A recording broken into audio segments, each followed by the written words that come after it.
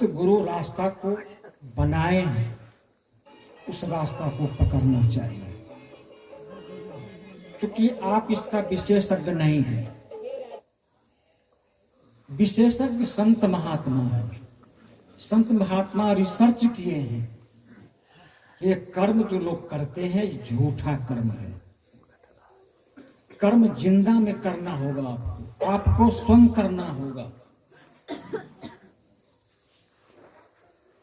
आपके पिता जी जैसे तैसे कर्म किया, उनके राह में पंचभौतिक शरीर छूटने के बाद राह में क्या मिलता है उनको, कहाँ पर पड़ाव हो रहा है उनको, रास्ता में कौन मिल रहे हैं उनको, रास्ता में क्या क्या प्राप्त हो रहा है, सही और गलत क्या आपका पता हो रहा है?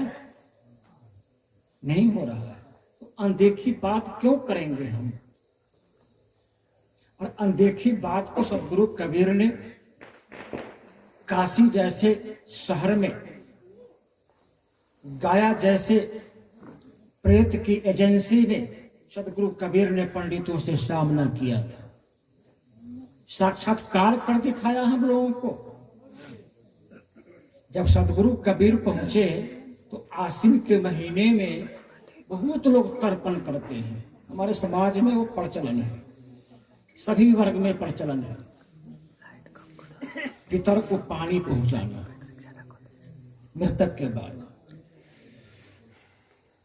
क्या मैं आप लोगों से जानना चाहूंगा कि जो लोग पितर को पानी देते हैं क्या सही काम है? क्या जिस समय माता पिता जिंदा थे पानी के लिए तरस कर मर गए, एक कोई सेवा के लिए तरस कर मर गए, कोई उनके पास जा नहीं रहे थे आप, क्योंकि आपको काम से फुर्सत नहीं था। और जैसे तैसे अवस्था में हमारी माताएं, हमारे पिताजी शरीर को त्याग कर दिया, और त्याग कर दिया तो उसको क्या कर दिया आपने? जला दिया, गाड़ दिया, जो भी कुछ किया। और उनके नाम पर पंडित जी को बुलाकर खटिया दान करते हैं, पटिया दान करते हैं, पलंग दान करते हैं, ब्याई गाय दान करते हैं, सोना दान करते हैं। क्या वह जीवात्मा को प्राप्त हो रहा है? किसी को हुआ है क्या? किसी को नहीं हुआ। इतिहास नहीं बताता। और याद कर लीजिए आप लोग, मैं कह देता हूं, आप जिस समाज में जीते हैं, मनुस्मृति ग्रंथ है, मनुस्मृति मनु जी महाराज ने लिखा है, उसको जब उठाइएगा तो उसमें लिखा है कि शूद्र कहे जाने वाली जाति के ऊपर जो बलात्कार हुआ है, जो दशा किया है आपके खानदानों को, अगर मैं बताऊं तो शरीर में रोए खड़े हो जाएंगे। समय था जो ओम कहने पर पाबंदी था। ओम जिह्वा से नहीं ले सकते हो कोई शूद्र लोग। वेद मंत्र कोई सुन नहीं सकता शूद्र लोग। अगर सुने तो उसको कान में रांगा रखवा दिया जाता था। अगर जीवा से जप लेता था तो जीवा को छुरी से काट लिया जाता था। अगर आंख से उस यज्ञ को, धुआं को निकलते हुए कोई देख लिया तो आंख में तेजाब डाल दिया जाता था। ये खानदान को आपको कर चुका है। तो उसी शास्त्र को, उसी वेद को, उसी सिद्धांत को हम लोग मानने के लिए तैयार हैं। भाइयों, विचार करिए। समय था मुझे पढ़ने नहीं दिया गया। हमारे खानदान में लोग नहीं पढ़े होते थे, लेकिन आज सौभाग्य प्राप्त है। बाबा भीमराव अंबेडकर का बहुत बड़ा देन है, जिन्होंने अधिकार दिलाया। और हमारे बेटा इंजीनियर हो चुके हैं, हमारे बेटा डॉक्टर हो चुके हैं, हमारे बेटा कलेक्टर हो चुका है, बड़े बड़े पद पर चला गया है हमारा बेटा। वेद पढ़ने की अधिकारी प्राप्त कर लिया है, वेद शास्त्र पुराण भागवत गीता स्मृति को पढ़ रहा है। आज भी वही बात पकड़े रहे हम, पाछे वाला। और जहां न पहुंचे रवि वहां पहुंचे कबीर, और जहां न पहुंचे कबीर वहां पहुंचे अनुभवी।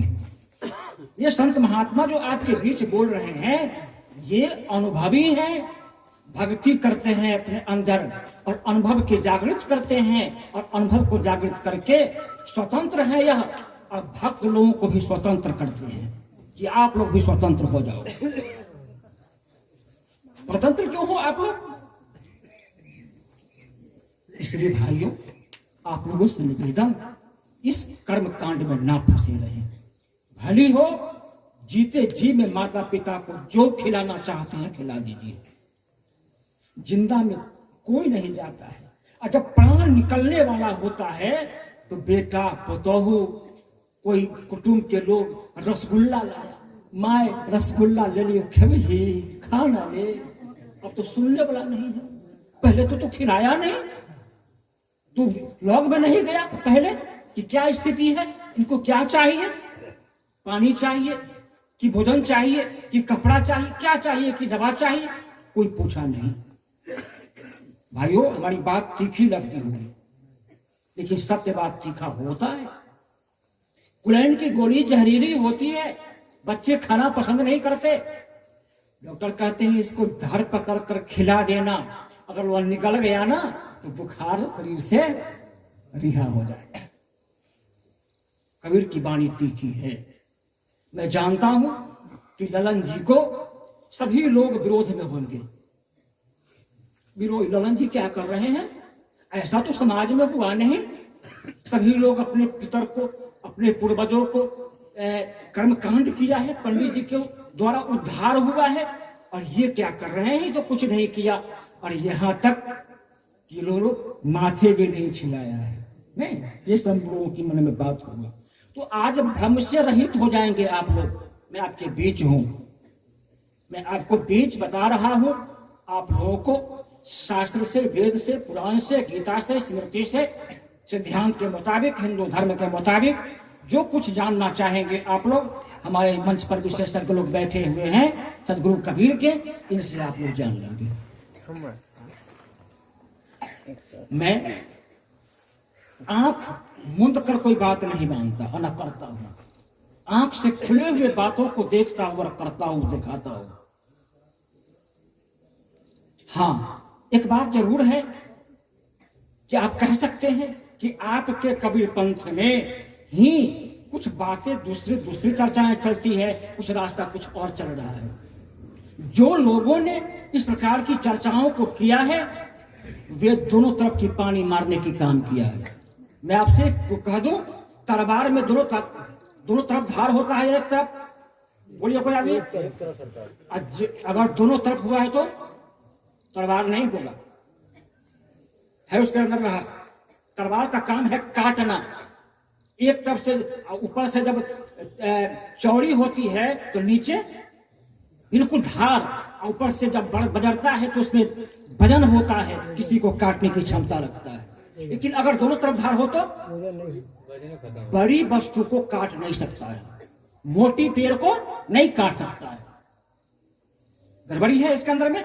इसलिए याद रखेंगे, अगर किसी कबीरपंथी समुदाय में कोई संत महात्मा अगर दोनों तरफ धार रखने की काम किया है, अर्थात समाज को भी समाज खुश रखने की काम किया और संत को भी, गुरु को भी करने का काम किया, तो याद कर लीजिए, ये संत में जाएंगे बंधा करके जमपुर, और ये तो जाएगा नहीं,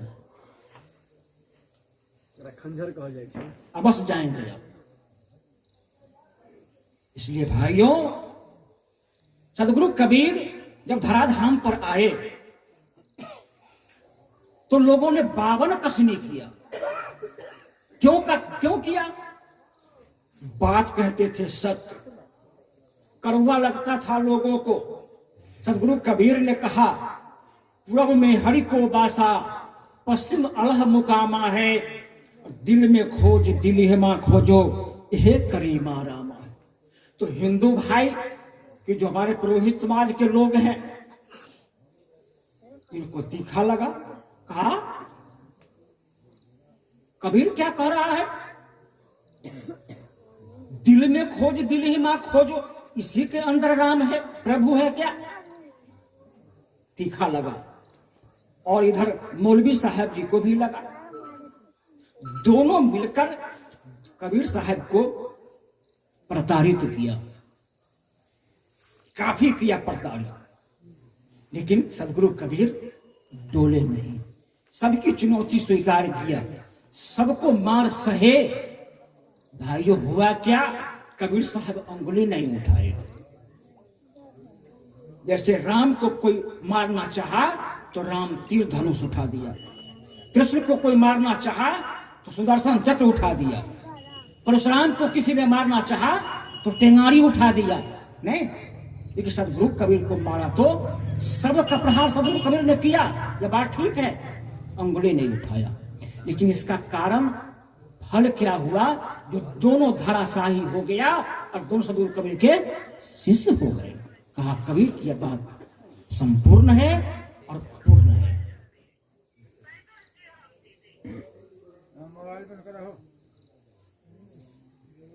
भाइयों, इसलिए घर परिवार में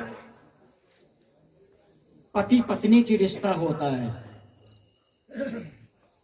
और घर में पत्नी के ससुर होते हैं, देवर होते हैं, भैंसुर होते हैं, जाउत होता है, ननद होती है, बहुत सारे रिश्ता है घर में। सब लोग खुश रहे, अब पति देव नाराज रहे तो पत्नी तो खूब खुश रहेगी ना। बोलिए, कुछ बोलिए तो सही। खुशी रहेगी वह पत्नी। सब लोग अगर नाराज है तो, खुशी है तो, अब पति जब खुश है और घर के परिवार सब नाराज है तो खुश रहेगी। ठीक उसी प्रकार सज्जनों, ध्यान देना, परमात्मा पति है हमारा।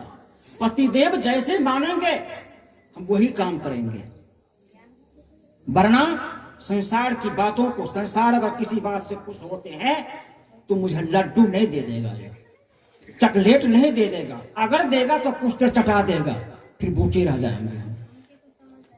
इसलिए किसी कवि ने कहा, पतिदेव की तरफ तो छोड़ दीजिए, हमारे संसार के लोग हनुमान जी के एक विनती गाते हैं, अर्जी गाते हैं। मैं कभी सुना था, बजरंगी हमार सुधी लेना, गाते हैं लोग, नहीं? सब लोग सुने होंगे आप लोग। बजरंगी हमार सुधी लेना, यानी हमारा सुधी आप ले लेना, विनती हमारी तुमसे बार बार है। जबकि सुनने वाला नहीं है वो, रीझने वाला नहीं है वो। कौन? हनुमान जी। लेकिन भक्त का व्यथा है, भक्त का अपना मनसा है कि मानेंगे तो हमारा काम हो जाएगा। उतना ही क्या, तुम जैसे मानोगे, डबल कह रहा है, क्या कह रहा है? तुम जैसे मानोगे वैसे मनाएंगे, विनती बार बार। भाइयों, जब वो हनुमान जी के मंदिर में भक्त इस प्रकार से बोल रहा है, जो हमारे गुरुदेव हैं, जो हमारे संत हैं, इनको तो कुछ ही देर अगर सेवा पूजा करूं मैं तो रह जाएंगे क्या? और जब रह जाएंगे तो क्या दे देंगे? मोक्ष की दरवाजा खुल जाएगा। मैं आपसे बता दूं, महात्मा बुद्ध, अमीरनाथ डाकू को किसने चेताया? राम भगवान कि कृष्ण भगवान कि ईसा मसीह? किसने चेताया था? साधु चेताया था, संत चेताया था। और महान क्रिमिनल को महान साधु बना दिया। किसने बनाया? यही साधु बनाया था। इसी देह में साधु थे वह बुद्ध, पंच भौतिक शरीर में वह साधु थे। और ऐसा तीर चलाया, ऐसा हथियार चलाया, धराशाही हो गया और महान संत हो गया। इसलिए याद कर लीजिए आप लोग, अगर कल्याण चाहते हैं आप तो इन्हीं साधुओं से होगा कल्याण। विनती इनसे करें आप। तो आइए, तो हमारे लालन जी के 5 पुत्र हैं। 5 पुत्र हैं ना? बड़ा बड़ा के क्या नाम है? जितेंद्र। उसके बाद राहुल, कृष्ण, कन्हाई, दीपक। देखिए नाम कितना कितना सुंदर है। और नाम के तहत काम किया है और वीर का काम किया है। कैर का काम नहीं किया, वीर का काम किया।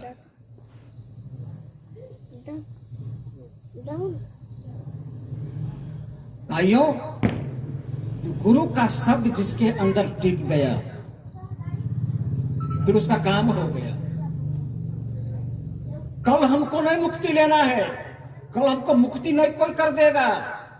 गुरु का शब्द मेरे अंदर टिका, और गुरु का जब शब्द टिक जाता है, गुरु जी शब्द को तौलते हैं कि यह जो शब्द मैंने छोड़ा ये कहां अटका है, तलाशते हैं।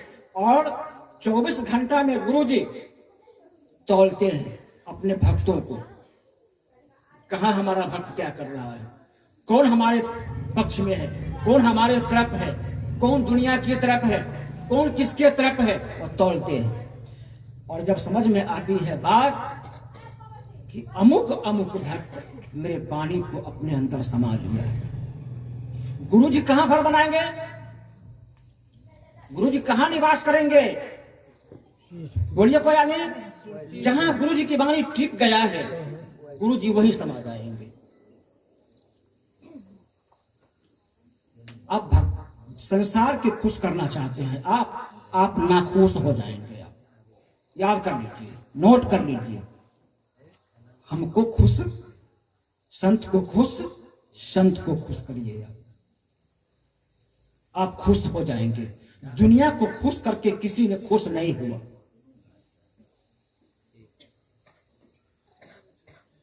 दुनिया के खुश करने के काम राजा बलि किया था, चला गया भार लगा करके। दुनिया का खुश हरिश्चंद्र जी किया था, चला गया भार लगा करके प्रकृति के दरबार में। दुनिया के खुश करने के काम रावण जी किए थे, चले गए भार लगाकर जमपुर में।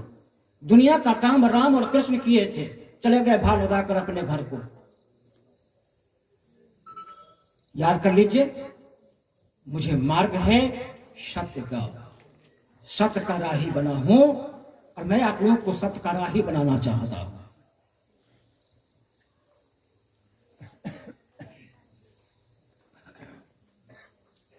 दरभंगा और मुजफ्फरपुर में डॉक्टर बैठे हैं, उन्होंने अनुसंधान किया है, पढ़ाई किया है बीमारी के संबंध में।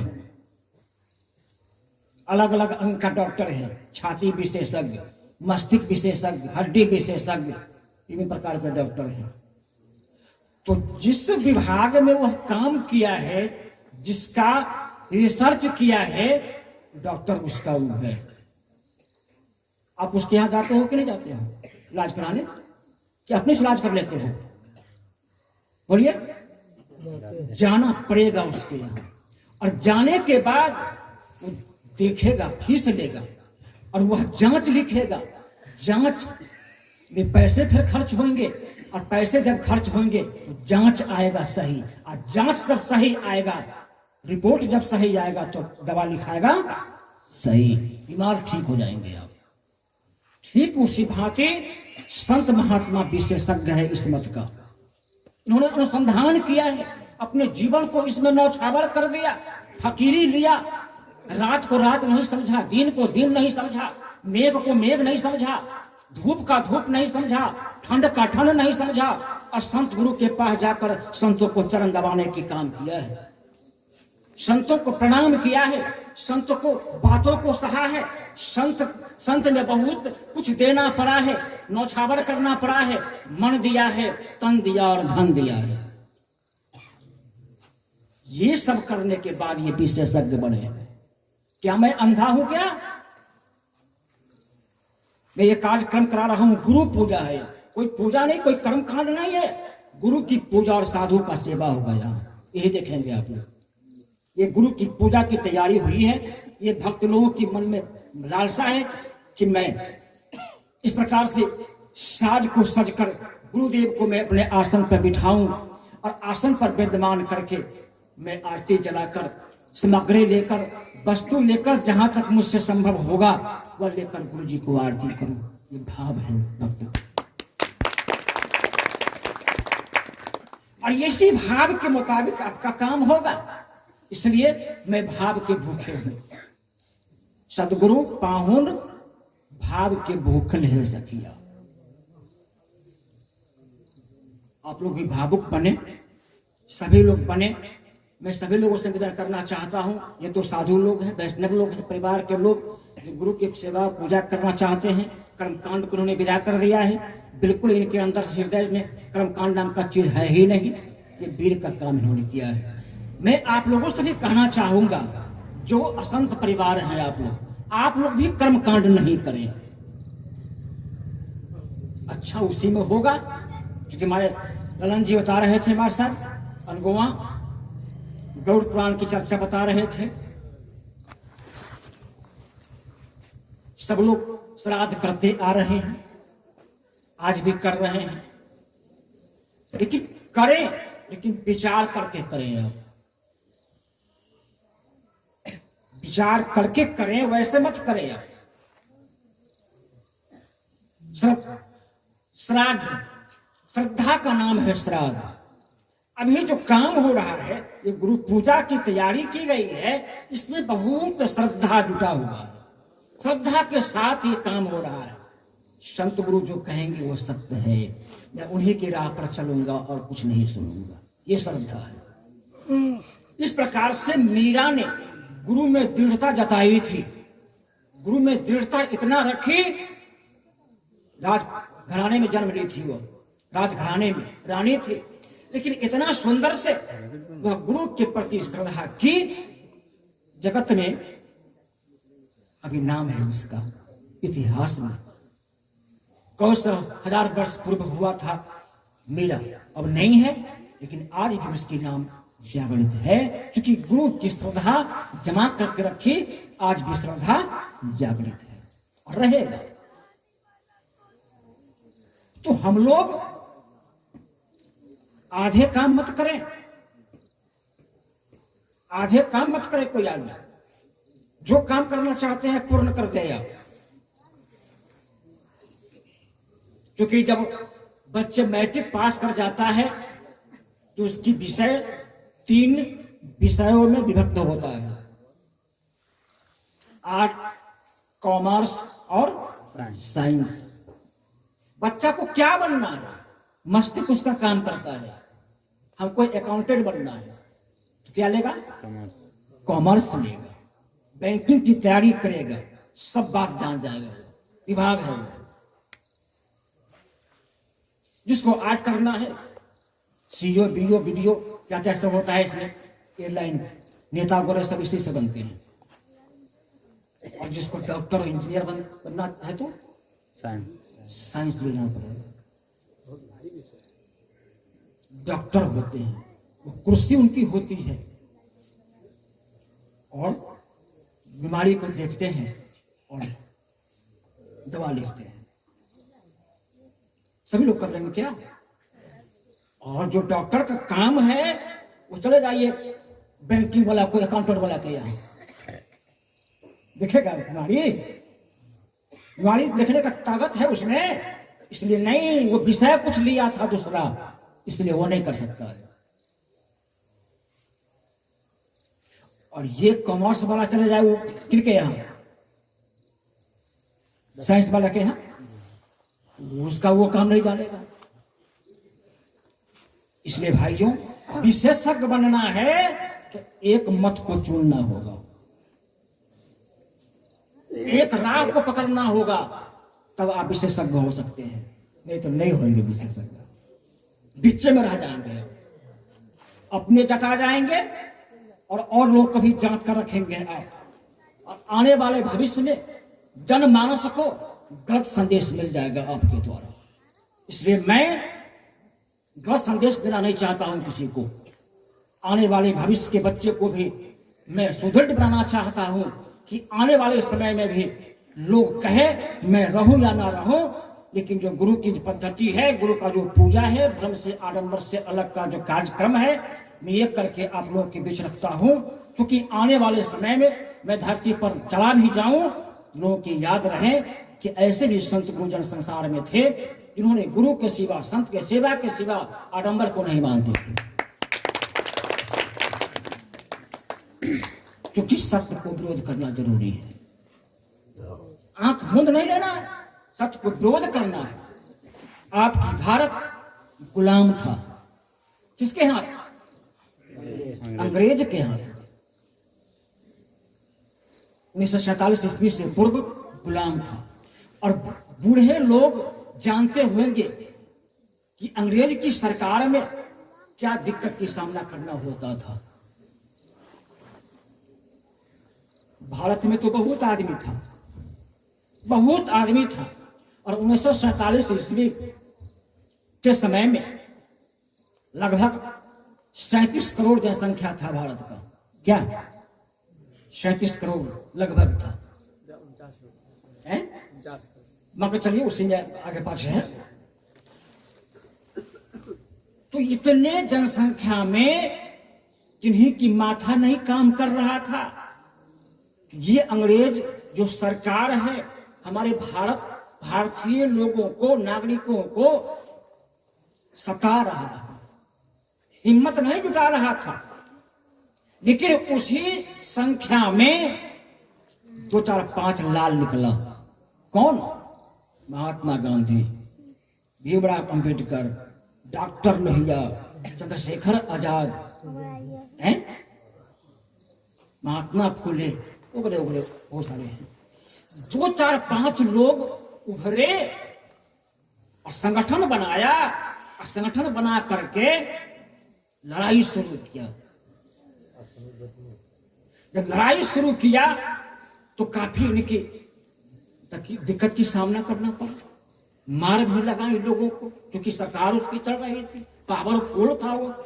बहुत कष्ट की सामना किया, लेकिन सारे कष्टों को सह करके भगा दिया अंग्रेज को।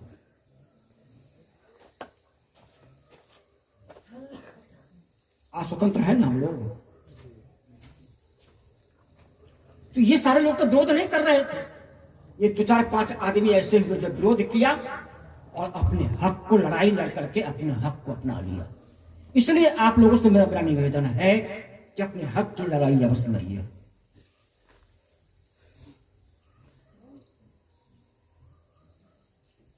बाहर के कामों में अपने बच्चे को अवश्य पढ़ाइए। जो परिवार हैं कर्म कांड से हटकर किसी भी प्रकार के कर्म कांड मत करें। अब बच्चे को शिक्षा दें, बच्चे को ऊंचाई तक पहुंचाने का प्रयास करें। आपकी मनसा हो कि मेरा बेटा इंजीनियर बने, मनसा हो आपके बेटा डॉक्टर बने, बड़े से बड़े पद को प्राप्त करें। और ना समझी में कार्यक्रम ना करें, पैसों को बर्बाद मत करें, पैसे को सदुपयोग करें, दुरुपयोग मत करें। के लिए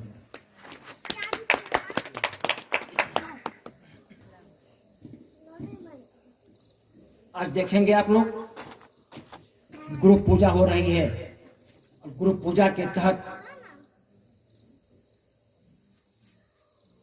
दान भी करेंगे ये परिवार। मुझे अंदाजा लग रहा है कि ये परिवार दान करने के लिए भी वस्तु रखे हुए हैं। अब क्या रखे हुए हैं दान करने के लिए, वो समय आपको बताएगा। जब समय आएगा तो आप लोग देखेंगे। और दान किनको देंगे ये भी देखेंगे आप लोग। पात्र को चुनना होगा दान देने के लिए। जैसे तैसे लोगों की दान देना नहीं चाहिए। याद कर लीजिए आप लोग, सीख लीजिए। आज दान दीजिएगा पात्र को, दान कुपात्र को नहीं दीजिएगा। नहीं तो कुपात्र को दान देने वाला व्यक्ति नरक को जाएगा, और लेने वाला व्यक्ति भी कहां जाएगा? स्वर्ग में, वो भी जाएगा नरक में। इसलिए दान देना, दान लेना, दान लेने वाले समझे कि मैं किस व्यक्ति से दान ले रहा हूं और ये दान कहां तक कारगर होगा हमारे लिए। अगर साधु कोई परिवार है और कोई असंत है, कोई व्यक्ति, दान तो उसी को लोग देते हैं, महापात्र को, पंडित जी को, आज के समय उसी को पात्र समझते हैं आप लोग।